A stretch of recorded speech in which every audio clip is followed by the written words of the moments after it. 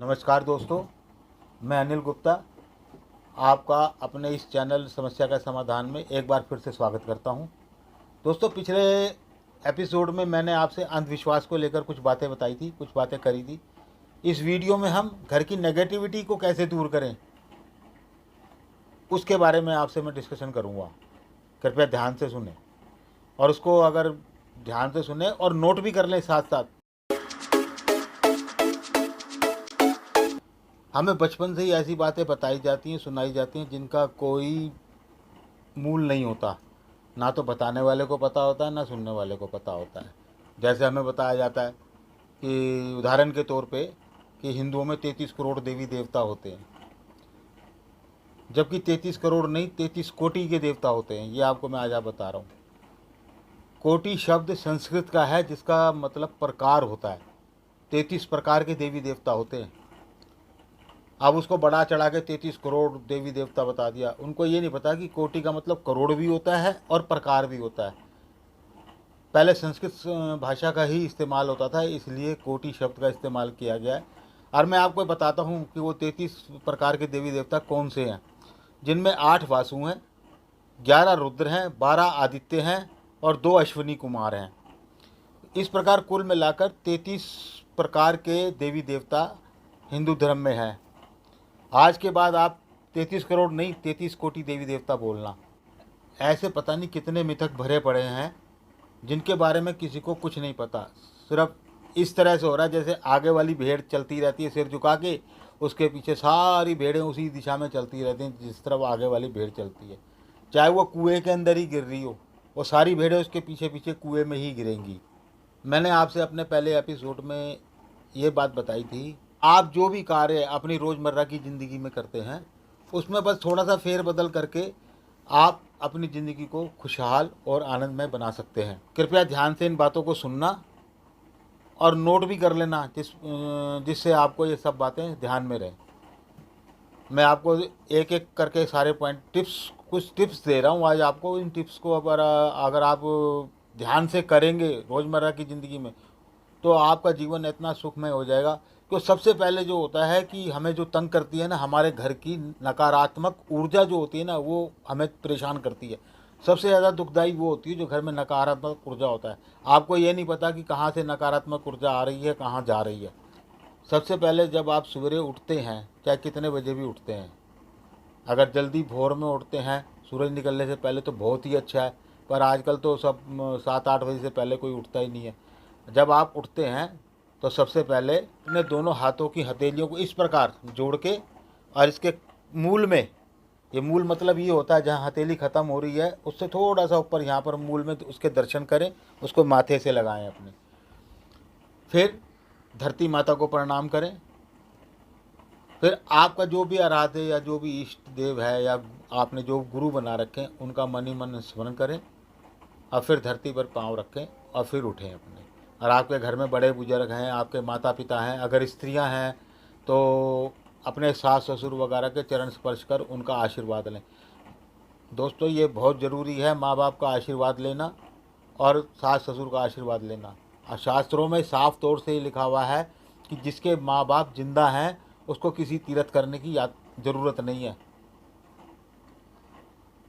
गणेश जी का उदाहरण तो सबको ही पता है ना, कि प्रथम देवता क्यों कहा जाता है उनको। इसलिए कहा जाता है कि उन्होंने माँ बाप को ही पृथ्वी और आकाश पूरा ब्रह्मांड मान के 7 चक्कर उनके काट के बैठ गए थे आराम से। और सभी देवी देवताओं को पता नहीं कब कब लौट के आए थे, सबसे पहले वही बैठ गए थे। तभी उनको प्रथम पूज्य कहा जाता है कि माँ बाप से बड़ा कोई तीर्थ नहीं है, कोई भगवान नहीं है। माता आपकी सबसे पहली गुरु माता ही होती है, जो सबसे पहले बच्चे को बोलना सिखाती है। अपनी नित्य क्रिया करने के बाद नहा धोकर आपके जो भी इष्ट देव या आराध्य देव, जो भी भगवान आपके मंदिर में हैं, उनके सामने 2 मिनट के लिए आंखें बंद करके खड़े हो जाएं या बैठ जाएं, उनसे मन ही मन प्रार्थना करें। अच्छा, एक चीज़ और बताता हूँ। मैंने कई लोगों से ये सुना है, कई लोग मेरे को कहते हैं कि हमारा पूजा के अंदर मन ही नहीं लगता तो हम पूजा करें कैसे। अरे भाई, खेत के अंदर बीज उल्टा डालो चाहे सीधा डालो, उगेंगे दोनों बीज। इतना फ़र्क पड़ेगा कि सीधा बीज पहले उग जाएगा और जो उल्टा बीज गिरा है वो थोड़ा 1-2 दिन बाद उग जाएगा। आप पूजा आपका मन नहीं लगता, कोई बात नहीं, आप हाथ जोड़ के आंख बंद करके भी खड़े हो जाओगे ना, भगवान के दरबार में तो आपकी हाजिरी लगी गई। अब भगवान से मांगना क्या, उसको तो सब पता है, उसका तो सब कुछ दिया हुआ है ही, उसी की संतान है, उसी के मतलब उसी की सृष्टि में हम रह रहे हैं। वो तो बिन मांगे ही सब कुछ देने वाला है। कम से कम हाजिरी तो लगाने जाओ। हाजिरी भी नहीं लगाने जाओगे तो क्या, बच्चा स्कूल में जाता है और पढ़े ना पढ़े, कम से कम हाजिरी तो लगी जाती है ना स्कूल के अंदर। टीचर को ये तो लग जाता है कि भाई स्कूल में आया है ये। दूसरी नेगेटिविटी, आपके घर में जितनी भी पुरानी घड़ियाँ बंद पड़ी हैं, या तो सबको फेंकिए उठा करके, या उनको चालू कराइए, ठीक कराइए। क्योंकि घड़ी का टाइम रुका हुआ है तो आपकी भाग्य का भी टाइम रुका हुआ है, ये ध्यान कर लो आप। और दूसरा ये, घर में जो झाड़ू लगती है उसको कभी भी सामने मत रखो, उसको छुपा के रखो, और उसको घर के अंदर की तरफ मुंह करके उसका रखो। उसको कभी भी लात नहीं मारनी चाहिए, कभी ठोकर नहीं मारनी चाहिए। दिवाली पे झाड़ू इसीलिए खरीद के लाते हैं घर के अंदर, लक्ष्मी का रूप मानते हैं उसको। वो एक चीज़ और बताता हूँ कि घर की जो स्त्री है, कोई भी स्त्री है, चाहे आपकी माँ है, चाहे आपकी बीवी है, सबसे पहले उठ के घर का मेन गेट खोलें और एक गिलास पानी ले लें अपने हाथ में, अंदर ही खड़े होकर के थोड़ा जल इधर गिर दें, थोड़ा जल इधर गिर दें गेट के। इससे क्यों, इससे लक्ष्मी के आने का मार्ग खुलता है।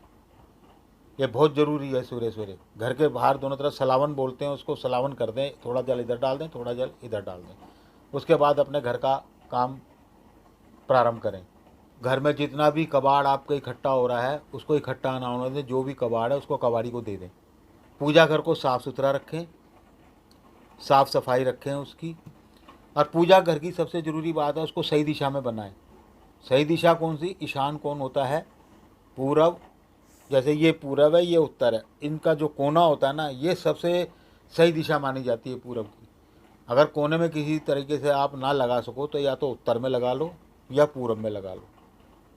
अब आप कहोगे दिशा कैसे पता लगेगी, तो पूरब की तरफ मुंह करके खड़े हो जाओगे तो उल्टे हाथ की तरफ आपके उत्तर होगा और सीधे हाथ की तरफ दक्षिण होगा। ये ध्यान रखना। कहीं और मंदिर लगाओगे वो इतना फल नहीं देगा आपको। अब कोई कहेगा कि भाई सारी दिशाएं तो भगवान की बनाई हुई हैं, सब कुछ उसका करा हुआ। ठीक है, भगवान की दिशाएं बनाई हुई हैं। अब कंप्यूटर होता है आपका, उसमें फोल्डर अलग अलग होते ही नहीं होते। अब मूवी का फोल्डर अलग होता है, घर की फ़ोटोओं का फोल्डर अलग होता है, मतलब अलग अलग फोल्डर होते हैं। इसी प्रकार से भगवान ने भी अलग अलग दिशाएं निश्चित कर रखी हैं। भाई टीवी तुम्हें इस दिशा में रखना है, तुम्हें मंदिर इस दिशा में बनाना है, इधर की तरफ सर करके सोना है, इधर की तरफ पैर करके सोना है। ये तो समझने की बात है। मानो को तो सब कुछ है, वरना कुछ भी नहीं है। कहीं भी पैर सर करके सो जाओ, कहीं भी मंदिर बना लो, क्या है। पर ये चीज़ें आपको अगर सही ढंग से करोगे तो ये आपको फल देंगी, और निश्चय रूप से फल देंगी। आपके घर में जो भी घड़ी है, दीवार घड़ी है, उसको या तो पूर्व की दीवार पे लगाएं या उत्तर की दीवार पे लगाएं। और कभी भी सोना हो आपको रात्रि में तो दक्षिण की तरफ सिर करें और उत्तर की तरफ पैर करें। बहुत से लोग कहते हैं ना, हमें डरावने सपने आते हैं, नींद अच्छी नहीं आती, हमें ये हर बीमारी रहती है। अरे थोड़े दिन ये करके तो देखो ज़रा, थोड़े दिन करके देखो। दक्षिण की तरफ सिर कर लो, उत्तर की तरफ पैर करके सो, सपने अपने सब दूर भाग जाएंगे आपके। कोई सपना नहीं आएगा। जब रात को सोते हो अपने भगवान को याद करके सो, उसका नाम लेके सो।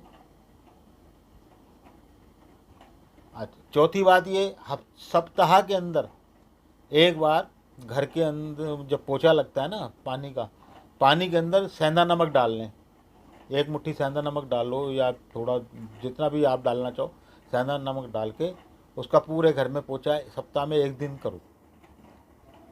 उससे क्या है, एक तो जीव जंतु कीटाणु जितने भी हैं ना वो ख़त्म हो जाएंगे, और दूसरे जो है नेगेटिविटी सारी भाग जाएगी घर से निकल करके। एक सबसे इम्पोर्टेंट बात आपको और बताता हूँ, शायद आपने कभी ध्यान नहीं दिया होगा, ना कभी सुना होगा, ना किसी ने बताया होगा आपको इसके बारे में। आप कभी घर में पूजा कराते हैं, पंडित जी आपके घर में आते हैं पूजा कराने के लिए, वो आपसे एक कलश जल का मंगवा के रखवाते हैं वहाँ पर। फिर उसमें कहेंगे बेटा जाओ थोड़ा सा गंगा जल डाल दो इसके अंदर। ये सबसे गलत काम है। वो कैसे, इस सबसे पहले कलश में आप गंगा जल डालो, उसके बाद दूसरा जल भरो। अब गंगा जी या जमुना जी के अंदर नाला गिरता है तो नाला तो नहीं रह जाता ना, फिर वो जमुना या गंगा ही कहलाता है। अब नाले के अंदर आप जमुना का पानी या गंगा का पानी डाल दो तो वो क्या गंगा जमुना बन जाएगा? वो तो नाला ही कहलाएगा फिर। देखो, हर बात के अंदर लॉजिक है। आंख मूंद के किसी भी बात में विश्वास करके मत चलो। वही मैं बार बार आपको अपने पहले एपिसोड में भी कहा था और इसमें भी कह रहा हूँ कि अंधविश्वास को त्यागो। अंधविश्वास ने हमारी ज़िंदगी का कबाड़ा कर रखा है बिल्कुल। बड़े बूढ़ों ने हमारे को जो अंधविश्वास करते थे उन्होंने वो हमें बता दिया, हमने अपनी पीढ़ी को बता दिया, हमारी पीढ़ी आगे बताएगी। ये तो पीढ़ी दर पीढ़ी चलता ही रहेगा। लेकिन जो मैं आज आपको बता रहा हूँ, ये बात आप खुद अपने दिमाग से सोच के देखो इस बात को। ये जो जल वाली बात मैं बता रहा हूँ कि गलत बोल रहा हूँ या सच बोल रहा हूँ। अगर आप लोटे के अंदर या कलश के अंदर पहले गंगा जल डालेंगे, उसके अंदर जल डालेंगे, तो वो गंगा जल बन जाएगा ना। अब पहले से भरे हुए जल के अंदर अगर गंगा जल डालेंगे तो वो वही जल रहा जो आप भर के लाए थे उसके अंदर, वो गंगा जल नहीं बना। फिर ना वो पवित्र करेगा किसी भी चीज़ को, ना वो पवित्र हुआ। तो दोस्तों, बातें तो बहुत हैं ऐसी। मैं आगे आने वाले एपिसोड में आपको और भी अच्छे अच्छे टिप्स दूंगा, अच्छी अच्छी बातें बताऊंगा। आप कृपया करके ध्यान से सुनिए, पहले इसके ऊपर विचार कीजिए। मैं ये नहीं कहता कि मेरी बातों पे विश्वास कर लो आंख मूंद के, फिर तो वही बात हो गई, विश्वास वाली बात हो गई ना। आंख बंद करके आपने मेरी बातों पे विश्वास कर लिया। आप पहले ये सोचो कि मैंने क्या बोला है, मैंने सही बोला है या गलत बोला है। आप विचार करो इस बात के ऊपर, फिर आप अपने जीवन में अमल लाना। अच्छा, एक बात और कह रहा हूँ, अभी तक आपने मेरा चैनल ना सब्सक्राइब किया है, ना बेल आइकॉन को दबाया, ना शेयर किया। प्लीज़ उसको बेल आइकॉन को दबाएं, सब्सक्राइब करें और शेयर करें ज़्यादा से ज़्यादा, जिससे हमारा भी हौसला बढ़े वीडियो बनाने का। नमस्कार।